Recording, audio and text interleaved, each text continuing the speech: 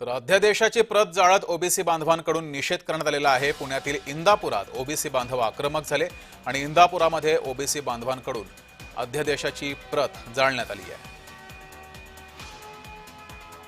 OBC बांधवांसोबत संवाद साधलाय आमचे प्रतिनिधी नवनाथ बोरकर यांनी। पाहूया।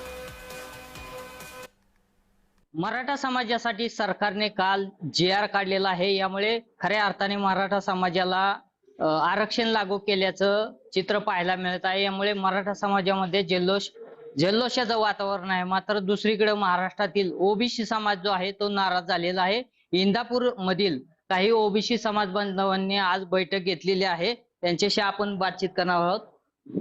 काल मराठा समाजाला सरकारने गॅजेट नुसार आरक्षण देण्याचं जी.आर. काढलेलं आहे। काल महाराष्ट्र शासनाने जे जी.आर. काढला सगळे सोयरेचा हैदराबादच्या धर्तीवर, याला आमच्या ओबीसी बांधवांचा महाराष्ट्राने विरोध आहे।